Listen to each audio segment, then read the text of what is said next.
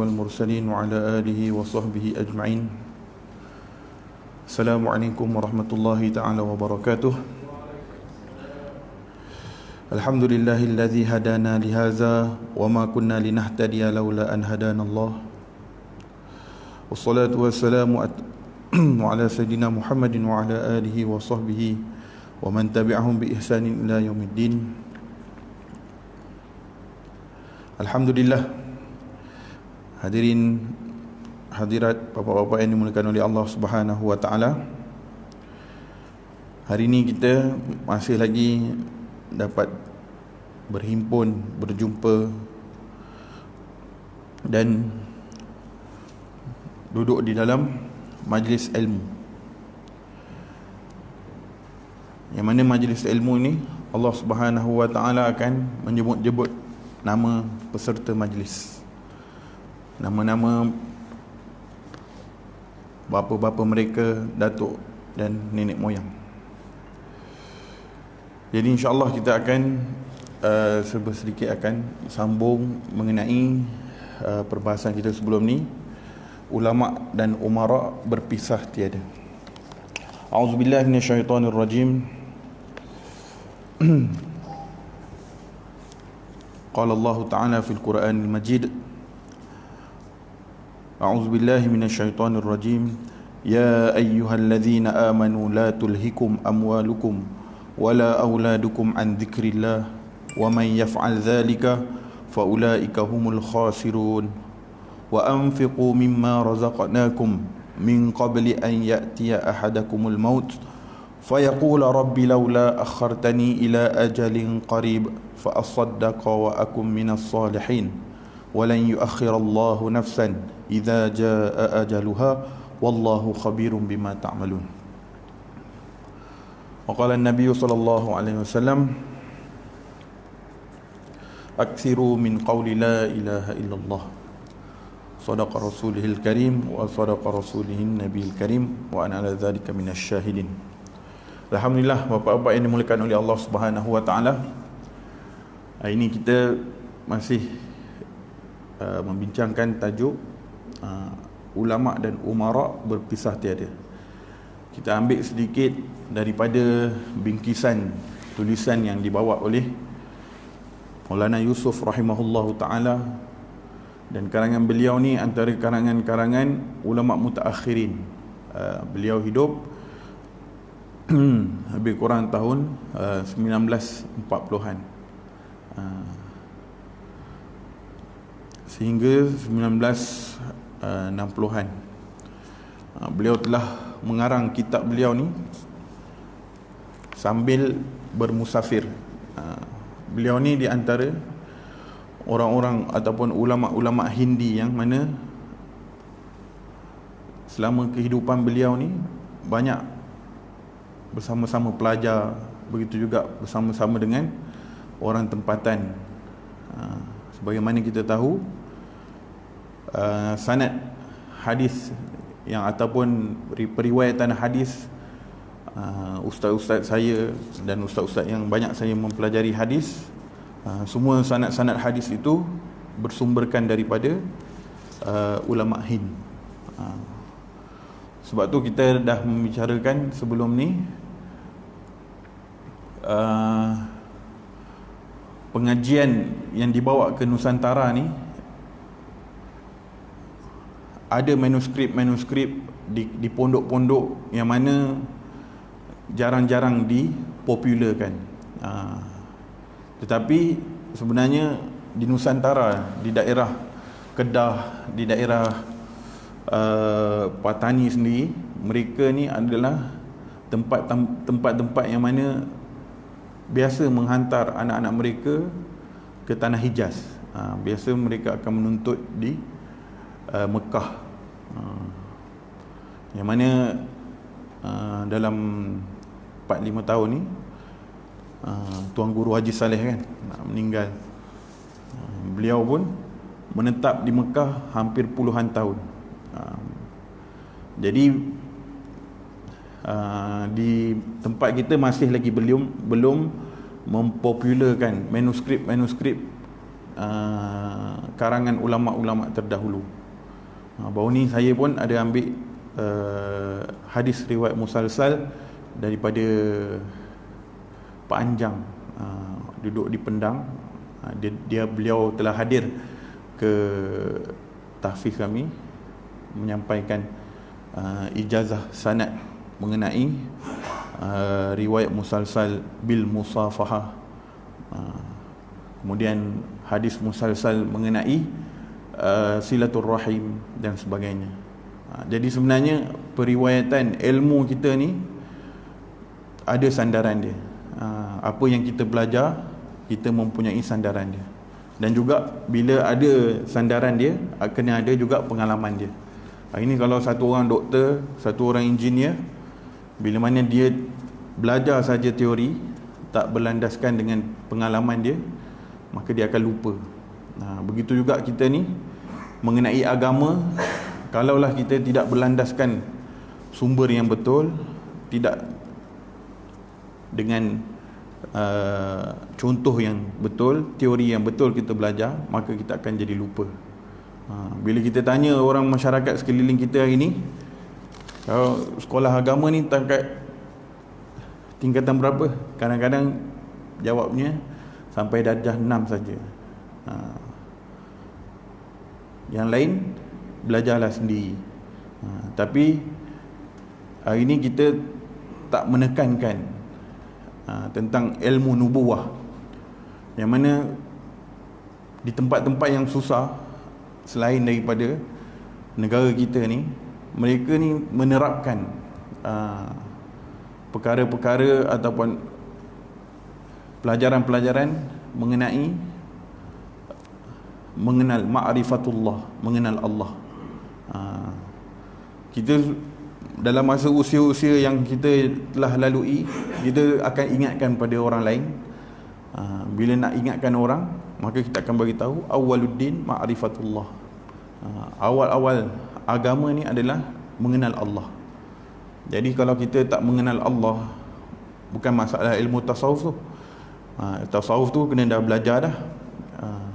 Tapi ilmu mengenal Allah ni lah masa kita amalkan dalam 5 waktu solat kita, zakat kita, bahagian-bahagian asas dalam Islam, syahadah kita, solat 5 waktu kita, kemudian zakat kita, puasa kita, tunaikan haji kita bagi yang mampu.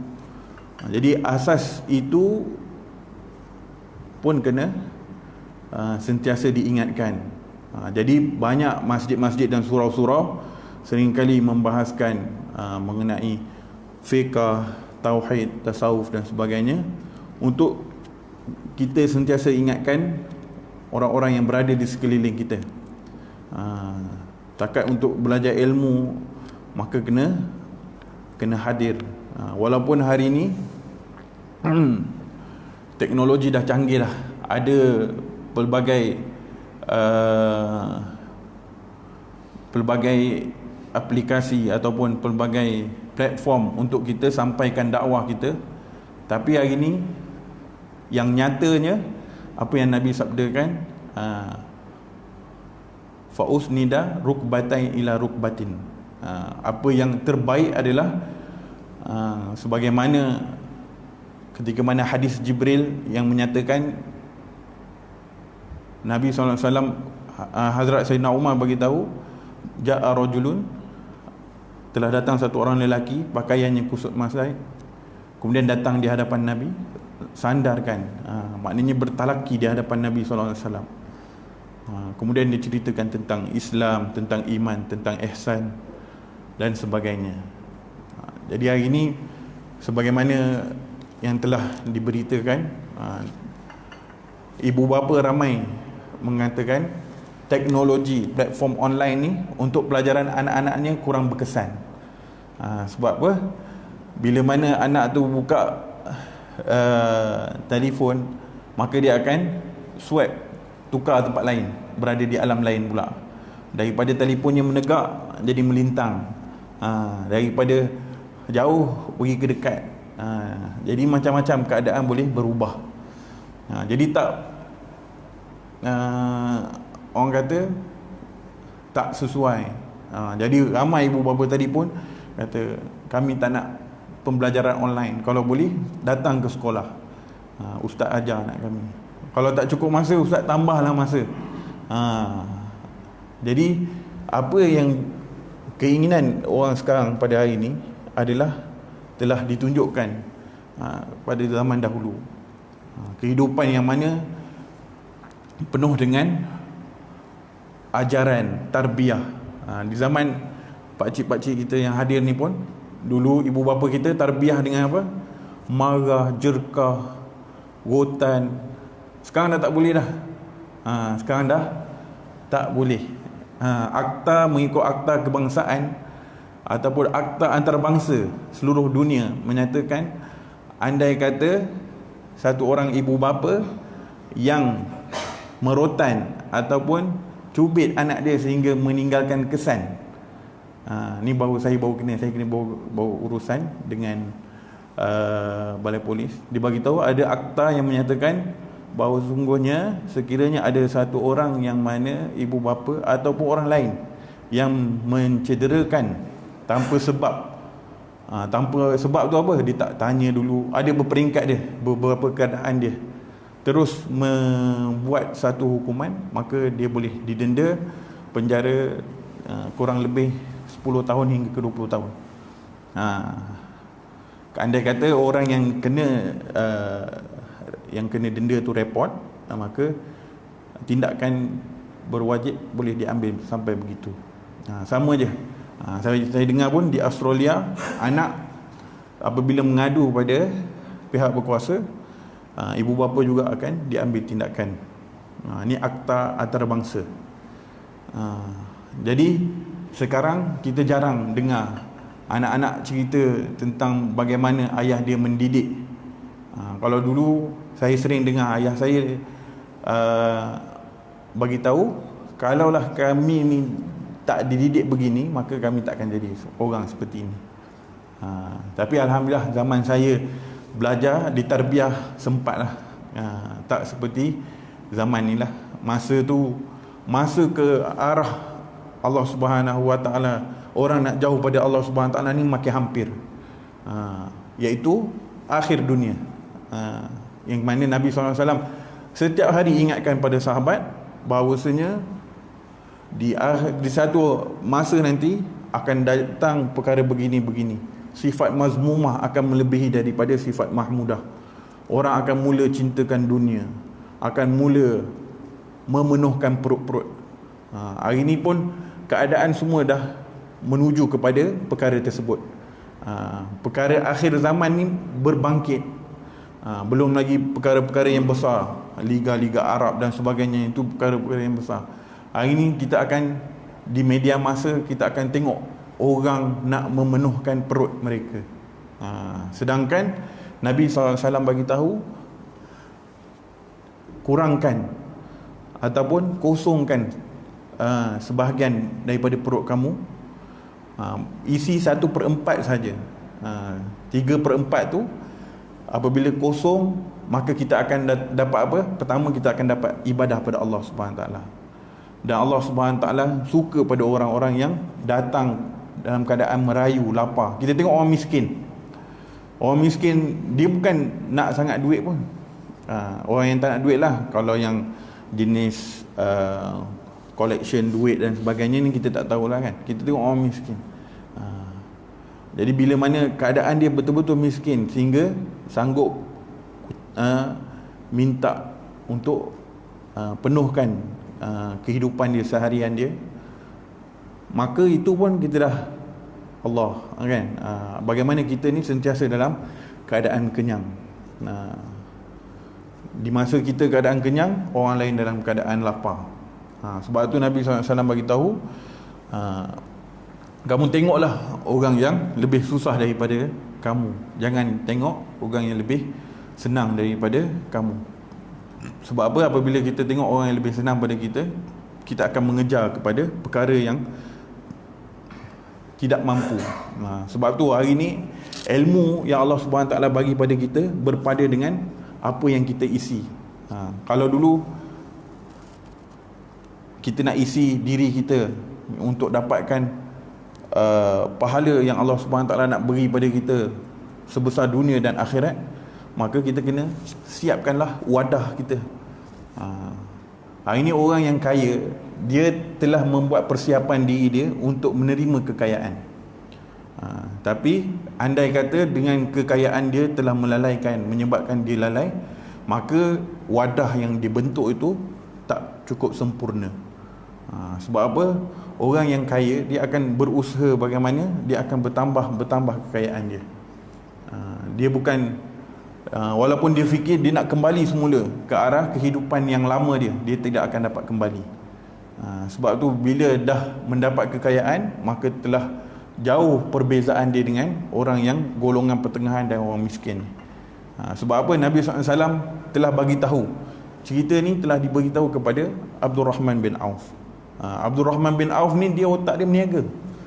Tapi dia, Allah Subhanahu Taala telah berikan melalui lidah Nabi untuk menjanjikan bahawasanya dia antara salah satu daripada orang yang masuk syurga tanpa hisap. Walaupun harta dia banyak, kita tak tahulah kita ni keberapa. Sebab apa? Sahabat yang begini dia punya harta dia bagaimana? Dia punya barang dagangannya di pintu kota Mekah, yang dia punya penghujung dia belum sampai lagi di kota Mekah, kota Madinah. Contoh barang dia dah sampai di Kampung Rincing. Dia punya barang dagangan yang lain takut masih ada lagi di Kelantan, masih lagi ekor dia. Kepala dia dekat Kampung Rincing, ekor dia mungkin dekat Kelantan. Tapi hati dia sikit pun tidak pandang pada harta yang dia ada. Hari ini kita ada sikit, kita sibuk dengan benda yang sikit tu. Sibuk nak tambah benda yang sikit tu. Tapi Allah Subhanahu Wa Taala bagi tahu, la in syakartum la azidannakum. Jika sekiranya kamu bersyukur, pasti aku akan tambah. Jadi itu adalah peringatan untuk orang Islam. Ayat Al-Quran ni, fazakir fa inna dzikra tanfa'ul mu'minin. Maka berilah peringatan. Maka dengan sebab peringatan itu bermanfaat bagi orang-orang yang beriman. Jadi peringatan Al-Quran ni, orang kafir dia tak baca Quran. Hadirin, dia tak baca Quran. Orang kafir ni tengok Quran pun tak tahu itu Quran ke. Kalau yang jenis fanatik nak suka buat provokasi itu lain lah, dia akan cari Quran dan sebagainya. Tapi kehidupan mereka tak ada berlandaskan Al-Quran. Kita hari ini baca sedikit tadabbur, sedikit untuk renungkan diri kita, maka belum lagi rasa kecukupan dalam membaca Al-Quran. Apatah lagi orang-orang remaja kita pada hari ini. Jadi ustaz-ustaz saya memperingatkan bahawasanya bagaimana kita hari ini nak ingatkan kita ni dah sampai satu waktu ke arah yang mana duduk di hujung-hujung dunia. Mungkin kita 10 tahun lagi boleh hidup, 40 tahun lagi boleh hidup. Tapi dalam keadaan 40 tahun ni, dia akan ditunjukkan dengan fitnah-fitnah. Fitnah-fitnah ni ujian-ujian yang Allah Ta'ala bagi. Besar, kecil, tua, muda, orang bandar, orang kampung, orang dewasa, remaja, kanak-kanak. Ini semua akan diberikan fitnah. Fitnah ni ujian. Jadi perkara ujian inilah bagaimana cara untuk mengatasinya. Jadi kita perlukan pemimpin dan ulama yang mana mereka ni akan memimpin semula manusia ni kepada Allah Subhanahu Taala. Sebab tu peranan umara dan ulama ni adalah jalan yang sama. Kalaulah umara, pemimpin-pemimpin ini membawa manusia kepada kejahilan, maka manusia ni akan bertambah jahil. Tapi kalaulah pemimpin ini diperingatkan bahawasanya bawa manusia ini kepada Allah dengan peringatan daripada ulama yang tayyib, yang soleh, yang bukan ulama su', maka insya-Allah pemimpin-pemimpin ini akan bawa manusia ini kepada perkara yang hak. Hari ni orang dengar cakap doktor, kalau begini-begini duduk dalam keadaan rapat-rapat, mungkin kes akan meningkat dan semua kena akur. Kalau tak akur akan didenda. Maka sebahagian akur, sebahagian yang tak akur tu kita akan lihat mereka akan diupdatekan, akan dipertontonkan. Apatah lagi di yaumil mahsyar nanti, apa yang kita buat yang mana Allah Ta'ala perintah, maka itu akan jadi tersembunyi pada kita, maknanya darjat kita akan naik. Tapi apa yang tak patut akan dipertontonkan. Keaiban kita akan dibuka kalaulah kita ni satu orang yang suka mengadu domba. Sebab tu ketika mana Rasulullah SAW duduk di medan Badar, ketika itu Allah Subhanahu Wa Taala telah beri kemenangan kepada umat Islam. Sedangkan pada waktu itu Nabi SAW tak pernah pun berkeinginan untuk pergi melawan orang Quraisy pada waktu itu. Tapi Allah Ta'ala telah tetapkan Badar itu telah menjadi medan pertempuran yang pertama di antara orang Islam dan orang musyrikin. Dan seandainya medan Badar itu menjadi kubur kepada orang muslimin, maka kita tidak mungkin akan ada Islam pada hari ini. Jadi setelah Allah Subhanahu Wa Taala berikan kemenangan, kata Maulana Yusuf, Nabi SAW minta pandangan daripada sahabat-sahabat. Sedangkan Nabi satu orang pemimpin, dia boleh saja memutuskan apa yang patut dibuat oleh dengan tawanan-tawanan ni. Jadi tawanan-tawanan yang ada di hadapan orang Islam pada waktu tu bukan sikit, ramai juga. Sebab apa? 1000 lawan 300 lebih je.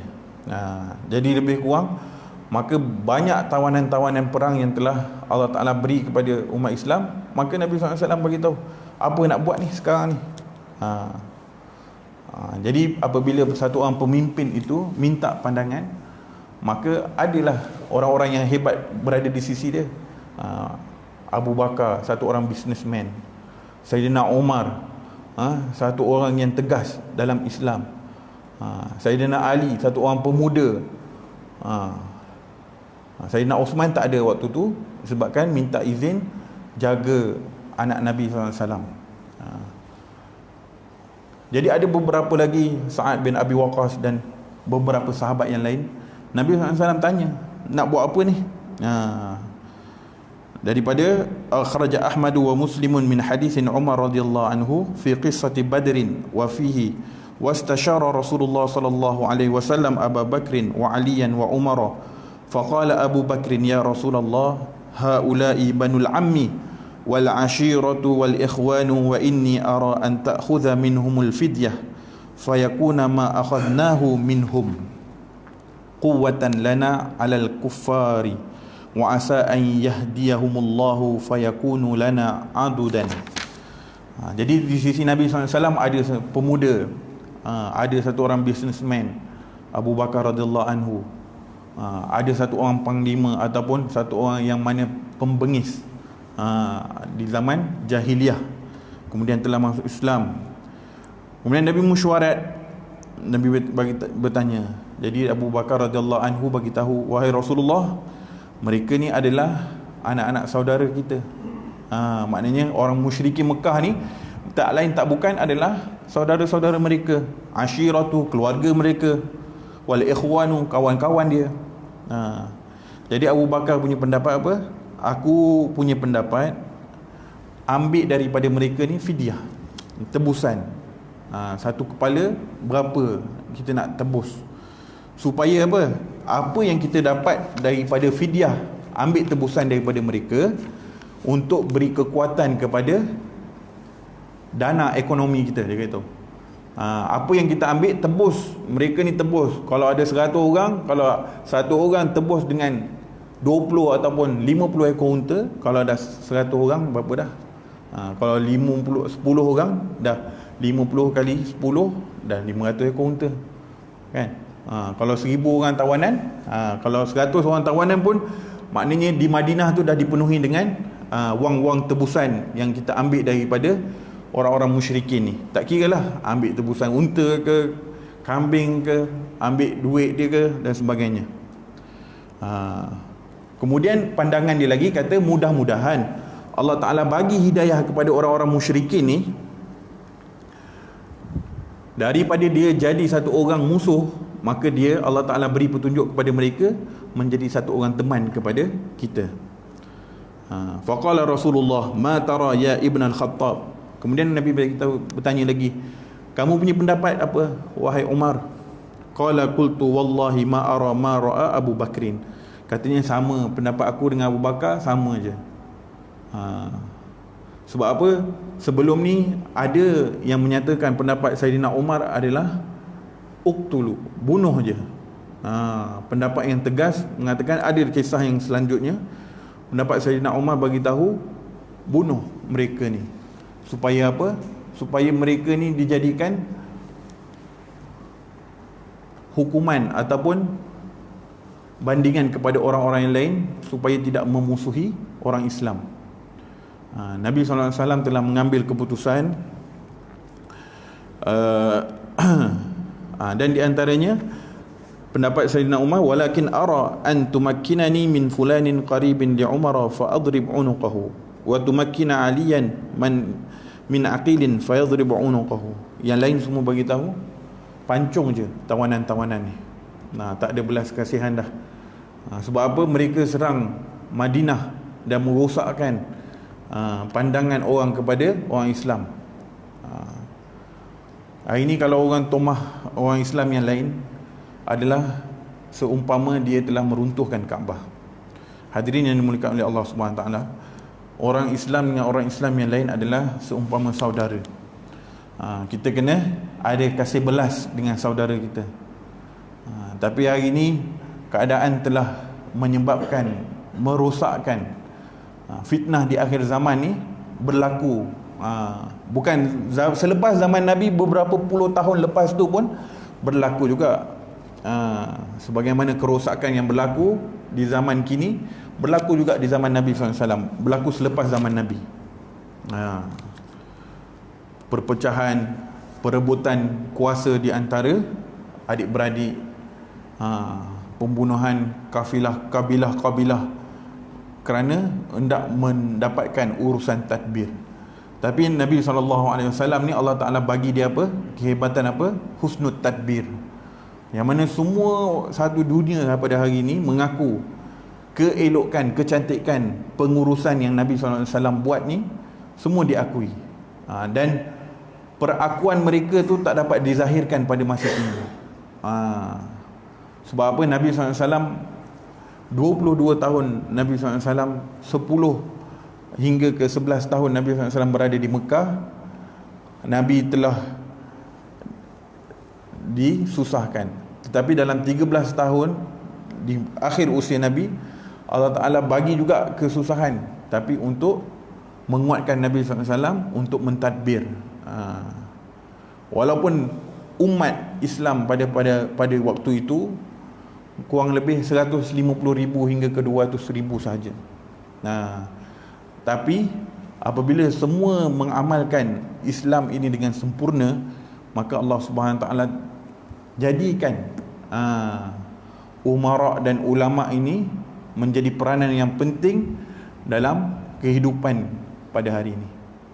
Jadi andai kata umara, pemimpin kita kan, bukan sahaja daripada kesihatan kita ada pemimpin, kawasan perjalanan, kawasan seluruh negara kita pun diberikan mandat untuk menjaga kestabilan umat Islam pada hari ini. Jadi sekiranya mereka ini tidak ada ilmuwan ataupun penasihat yang mana menasihati mereka dengan cara Islam, maka mereka mungkin akan dilupakan. Sebab apa? Sebab majlis ilmu ataupun ilmu ni kena sentiasa diingatkan kepada manusia. Sebagaimana Nabi SAW bagi tahu, Al-Quran dalam ingatan kita ni, dia lebih cepat hilang daripada apa yang kita tak hafal. Tanyalah hafiz Al-Quran pada hari ini, tanya dia, nak hafal mudah tak? Dia kata hafal mudah, tapi nak jaga, nak melindungi sesuatu benda yang dihafal tu, dia adalah satu perkara yang bukan calang-calang. Untuk menjaga, untuk memelihara, untuk mengamalkan, lagilah untuk mengamalkan Al-Quran 30 juzuk, lagilah bukan calang-calang orang yang boleh mendapatkan tarbiyah seperti itu. Sebab apa? Orang-orang yang mendapat tarbiyah, dapat mengamalkan Al-Quran 100% ni adalah orang yang hidup di zaman Nabi SAW. Mereka tu adalah orang-orang yang hebat. Tak pernah pun kehidupan mereka itu dalam keadaan melalaikan Al-Quran. Sebab apa? Apabila diingatkan, maka mereka akan ingat pada baginda SAW. Rindunya mereka pada Nabi SAW, mereka akan baca ayat Al-Quran. Sebab apa? Hari ini kita pun terzahir, untuk kita nak bercakap-cakap dengan Allah Subhanahu Wa Taala hari ini, nak sembahyang 2 rakaat dengan keadaan lama-lama pun kita dah sibuk fikir, lepas ni kita akan buat urusan ni, lepas ni. Lagi lama kita solat, lagi banyak pula kita fikir masalah kita nak dibuat, kerja buat kita nak diselesaikan. Tapi Nabi SAW telah bagi tahu dekat sahabat-sahabat, wahai sahabat-sahabatku, sekiranya kamu tinggalkan agama yang aku bawa di hadapan kamu ni, 10% kamu tinggalkan, maka kamu akan binasa. Kamu akan binasa.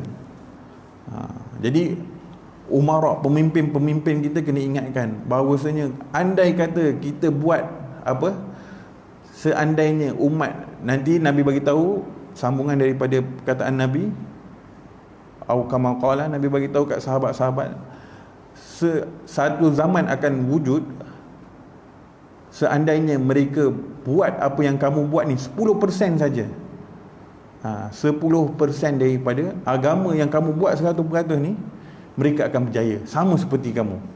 Nabi bagi tahu dengan confidentnya.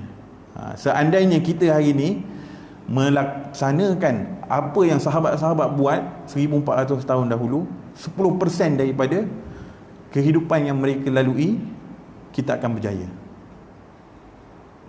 Berjayanya macam mana? Berjayanya sama seperti sahabat. Begitulah Allah Ta'ala minta kita satu hari 5 waktu solat kita. Ambillah 10% daripada waktu 24 jam tu, 10% daripada 24 jam kita. Kalau zakat kita pun Allah Ta'ala tak minta 10%, kurang lagi 2.5%. Bayangkan kita ada harta, Allah Ta'ala minta 2.5%. Setahun kita Allah Ta'ala minta 30 hari saja kita puasa. 360 hari, 30 hari saja puasa. Okey, solat tu pun 17 rakaat je. Kalau buat masa subuh tadi, sebelum habis setengah jam dah boleh selesai dah. Tapi tak. Inna solata kanat 'alal mu'minina kitaban mawquta. Sesungguhnya solat itu adalah pada waktu-waktu yang telah ditetapkan. Cabaran tu tuan-tuan, hadirin yang dimuliakan oleh Allah Subhanahu Wa Taala. Kenapa kita tak langsam je solat dah selesai? Waktu pagi bangun, kita selesaikan 17 rakaat, dah tak payah dah solat lagi. Isyak dah, zuhur dah tak payah dah, asar, maghrib, isyak tak. Ni untuk latihan. Sebab apa?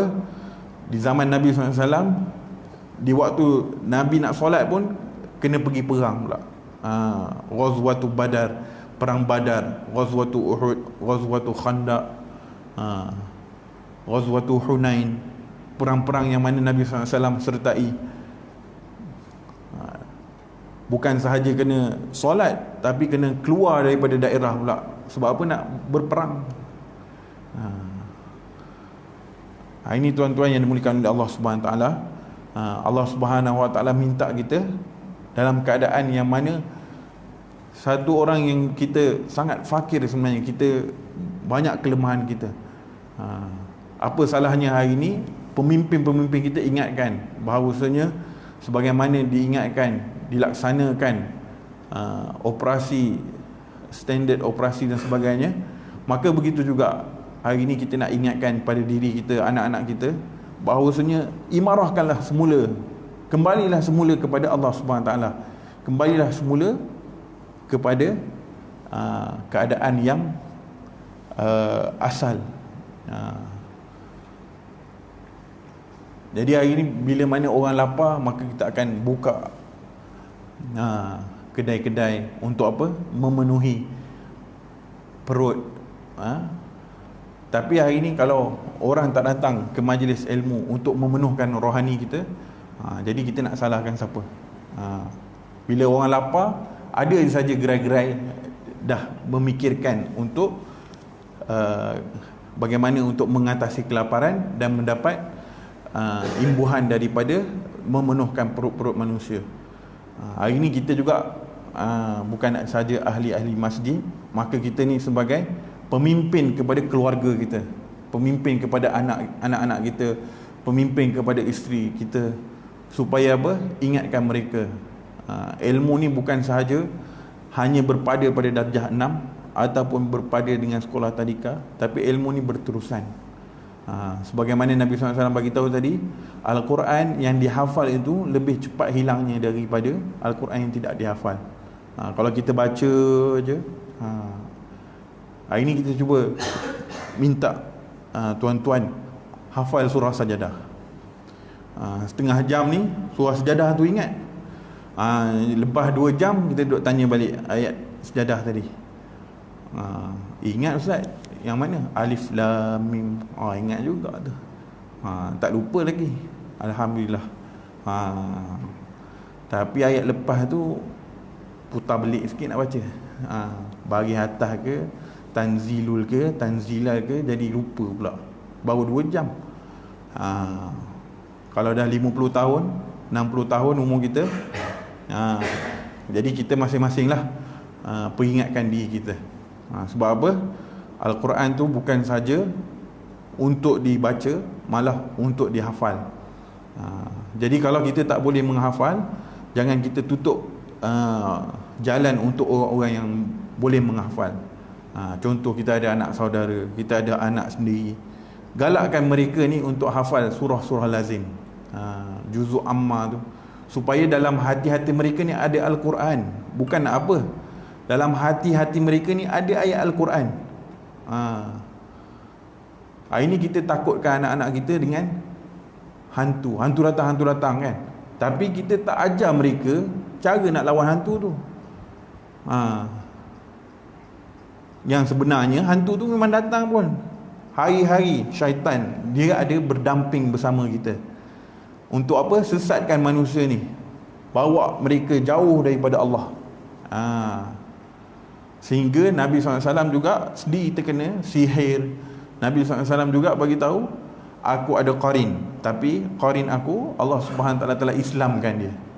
Dia bukan bawa Nabi SAW kepada yang buruk, tapi dibawa kepada Nabi SAW kepada yang lebih baik. Tapi hari ni kita yang mana syaitan 24 jam. Syaitan ni dia bermesyuarat juga, bagi tahu dekat ketua dia, si fulan, pakcik ni datang, sokmo datang masjid, tak pernah pun dia miss subuh ke, minta yang general sikit duk hantar kat dia. Gosok-gosok kaki dia, sakit pula kaki pakcik tu. Kita pun tak sempat nak tanya, pakcik tak nampak lagi suruh. Hari ni bukan pakcik-pakcik je yang suruh, yang muda-muda ni pun dah lesap dah. Dia tahu, dia kata, Ustaz lama tak nampak Ustaz. Mungkin saya yang tak pergi masjid. Dia tak tahu pula Ustaz tu pun kadang-kadang tak sempat nak pergi masjid juga. Nak kata manusia ni bukannya maksum, tapi masing-masing ingat memperingati. Fazakir fa inna dzikra tanfa'ul mu'minin. Bermanfaat, sangat-sangat bermanfaat kepada orang-orang yang beriman. Hari ini saya ingatkan diri saya juga, bagaimana hari ini kita lupa bahawa senjata kita paling ampuh adalah doa. Kita lupa nak tadah tangan kita pada Allah Subhanahu Taala. Bukan minta keperluan kita, tuan-tuan. Bukan nak cukupkan, nak tambahkan apa yang kita tak ada. Ya Allah, aku tak ada kereta, tambah kereta pula. Aku tak ada motor, naik basikal, tambah.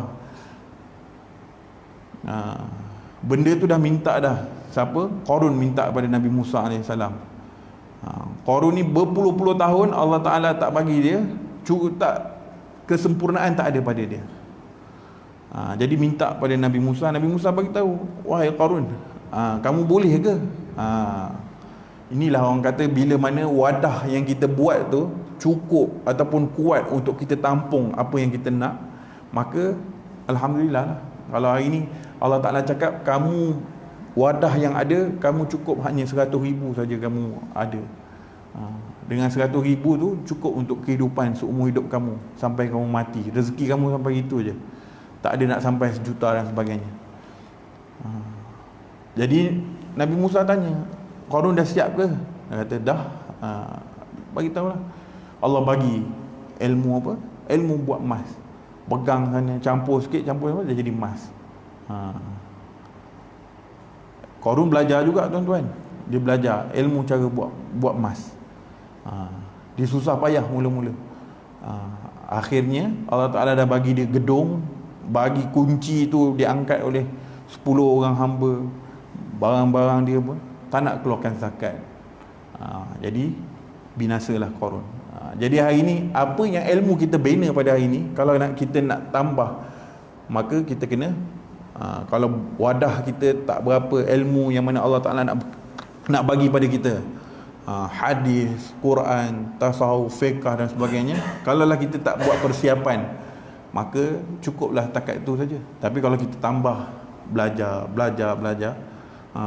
kita tak ada dulu, kita tak belajar ilmu kedoktoran, dibuka untuk buat rawatan Islam, kita belajar 2 tahun secara berturut-turut baru dapat dia punya ijazah sanad dia.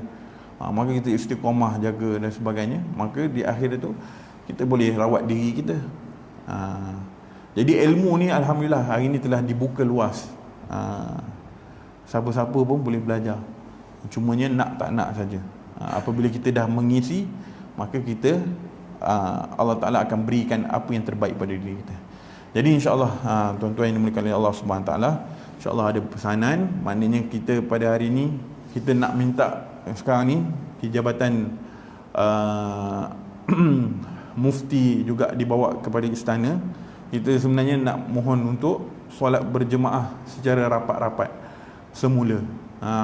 Sebab apa, hari ni semua orang dah boleh dah pasar malam, supermarket, shopping mall, dah boleh dah duduk rapat-rapat bawa isteri. Hari ni kita nak semayang dengan isteri pun, isteri kena duduk sebelah. Tapi hari ni kita nak semayang dengan sahabat-sahabat, dengan jemaah-jemaah masjid, hari ni nak duduk semula, nak rapat-rapat. Sebab apa? Di zaman sahabat berlakunya penyakit taun, mereka tetap, Allah Ta'ala tak pernah pun ada satu kisah mereka jarakkan solat. Walaupun penyakit taun tu kena pagi, petang meninggal, kena petang, malam meninggal. Penyakit tu begitu teruk sekali. Tapi kita sebagai orang Islam dah bersedia dah. Kita tak ada dalam diri kita hubbud dunia, tak ada dah cinta dunia, takutkan mati tak ada pada diri kita. Yang ada cinta dunia dan takutkan mati adalah orang-orang kafir saja. Orang-orang munafik, dalam hati dia cinta dunia lebih daripada cinta akhirat. Rumah kita sebenarnya di akhirat dah, Allah Ta'ala dah sediakan dah. Innallaha ashtara minal mu'minina anfusahum wa amwalahum bi anna lahumul jannah. Allah Ta'ala dah beli dah harta-harta kita ni, diri kita ni, orang yang dah dipilih masuk Islam ni, ganti dia syurga Allah. Bi anna lahumul jannah. Allah Ta'ala dah janji dah syurga. Jadi kita ni kalau minta mati, mintalah husnul khatimah, minta syurga firdaus, syurga yang berdekatan dengan sahabat-sahabat, begitu juga bersebelahan dengan Nabi SAW. Sebab apa? Sahabat mengadu, wahai Rasulullah, kalau aku meninggal, aku takut tak dapat jumpa kamu di akhirat nanti.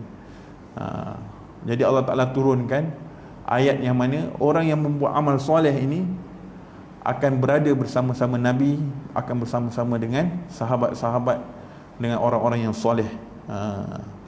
Jadi kita hari ini minta syurga yang tinggi-tinggi, supaya apa? Kikis cinta dunia kita ni. Kita tak cukup, macam-macam kita rasa, anak kita lagi, isteri kita lagi. Tapi apabila kita tahu mereka juga ada akhirat untuk mereka, maka kita sama-sama dah bersedia untuk menghadapi yaumul mahsyar, yaumul mizan. Seterusnya kita akan menghadap Allah Subhanahu Wa Taala. Jadi insya-Allah kalau kita hari ini boleh bagi 10% kehidupan kita untuk agama Allah Ta'ala, insya-Allah Allah Ta'ala buka, luaskan khazanah keberkatan dalam kehidupan kita. Apa yang kita risaukan tu bukan saja akan dihilangkan, kerisauan dunia kita akan dihilangkan, maka kita akan fikir kerisauan akhirat kita. Bila kita semua risau akhirat kita, maka Allah Subhanahu Wa Taala akan kembalikan kita ni sebagai khairul ummah, umat yang terbaik. Sebab apa? Umat yang terbaik ni kena tikam pun dengan orang kufar, maka dia kata fuztu bi rabbil Ka'bah, demi Tuhan Kaabah aku telah berjaya. Hari ini kita semua dah bersiap sedia, insya-Allah mudah-mudahan Allah Ta'ala ambil nyawa kita dalam keadaan husnul khatimah, kita diberikan syurga firdaus dan dapat bersama-sama Nabi SAW di akhiratnya. Wallahu a'lam bissawab wa ilaihil marji' wal anam. Aqulu qawli hadza astaghfirullahal azim li wa lakum wa lisa'il muslimin wa muslimat bi rahmatika ya arhamar rahimin. Assalamualaikum warahmatullahi wabarakatuh. Subhanallah wa bihamdihi, subhanallah.